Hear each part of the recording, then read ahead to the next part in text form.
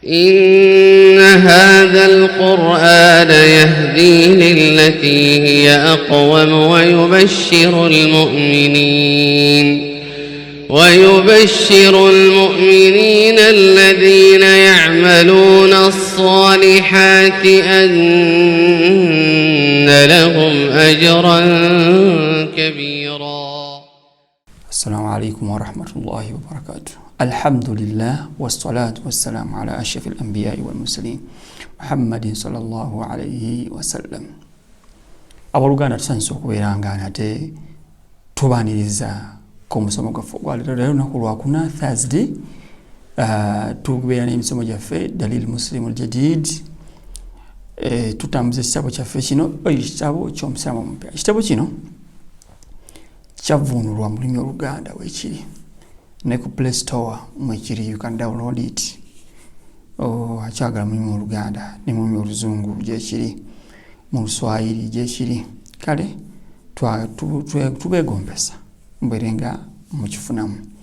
Sayyidina Omubaka Muhammad sallallahu alayhi wasallam yatujja n'eddiini y'Obusiraamu nga rahmatan lil alamin wa daa'iyan ila Allahi bi'idhnihi wa sirajan munira.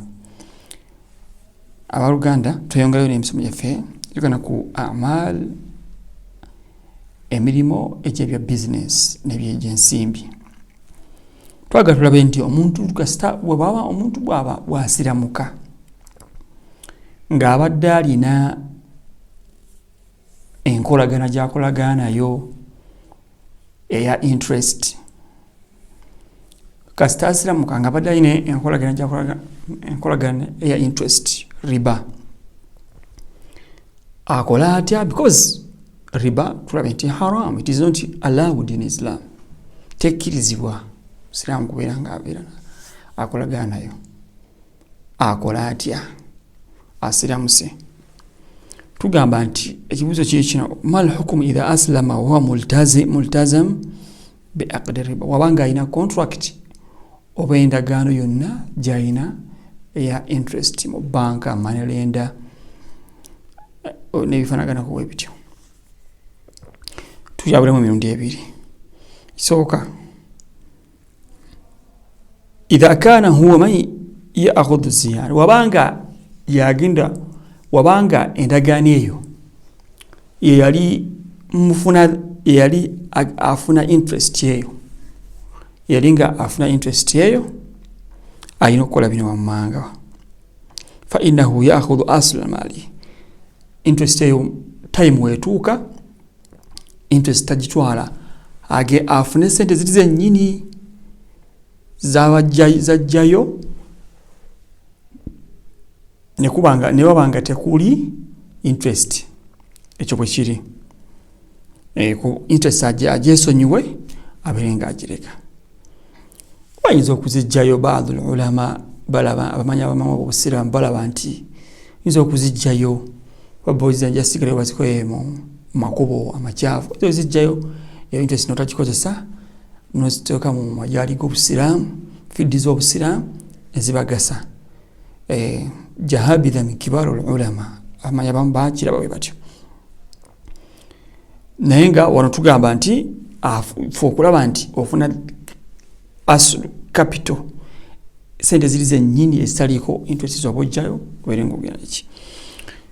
Olwekyo aya Allah subhanahu wa ta'ala egamba wa in tubtum falakum ru'usu amwalikum la tadhlimuna wa la tudhlamun. We muyingira eddiini y'Obusiraamu oba we ne mwenenya ne mukola tawuba, muva okulaba nti mutwala sente ziri zammwe nnyini ezammwe, interest mubeere nga mugireka, muva okulaba nti la tadhlimun, temulyazaamanya, wala tudhlamun, era temubeera mu abo abalyazaamanyizibwa. That is one. Wabanga gwakuna afuna fokola ntojijjayo eri interest. Idha kana huwa man yadfa'u ziyada falahu muhalatan. Ne wabanga ye money lender bank, yegwe banka, yegwe money lender wa. Tulabe nti waliwo wabanga yeyewoze ku money lender, tulabe embeera. Naye ate ono ye money lender yawola yakola ki, yagenda okubeera nga akola ki yawola kati alina kukola bwe idha kana huwa man yadfa'u aziyada edda wabanga yagenda okubeera nga asasula interest eyo ekyo kirabe point ezo se yabadde nga idha kana huwa man ya'khudhu ziyada wal fa'ida wano esooka ye money lender tubadde tukoze mistake idha kana huwa man ya'khudhu wabanga money lender yagenda okubeera nga afuna that interest tugamba nti wabanga asiramuze nenenya interest eyo tagifuna afune sente ziri zennyini ze yamuwa ziri nga amuwola olwokuba nti wa intubitum falakum ru'usu amwalikum bwe mwenenya if you repent to Allah subhanahu wa ta'ala ne mwenenya Allah abasonyiwe mubeere nga mutwala sente zennyini ze mwawaayo nga muyamba interest mugireke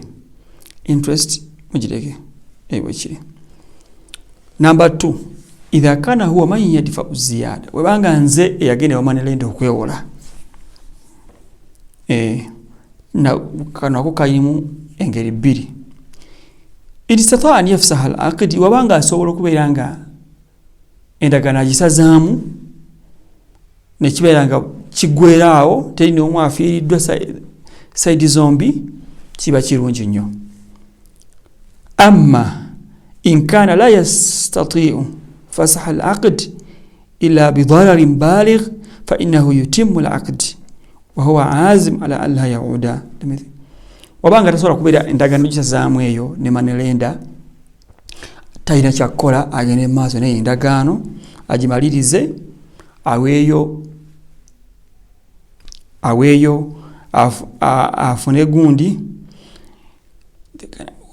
abeere nga asasula interest eyo sente ezo naye akimanyi nti taddayo takiddira kubanga abadde omusango munene ekwagana ne riba interest tebikkiriza mu busiraamu Allah subhanahu wa ta'ala agamba surati Bakara faman ja'ahu maw'izatun min rabbi oyenna ajibwa okutegeezebwa kino tekikkirizibwa falahu ma salaf ebiyitidde ebibadde byayitira falahu ma salaf Allah bimusonyi wa amruhu ila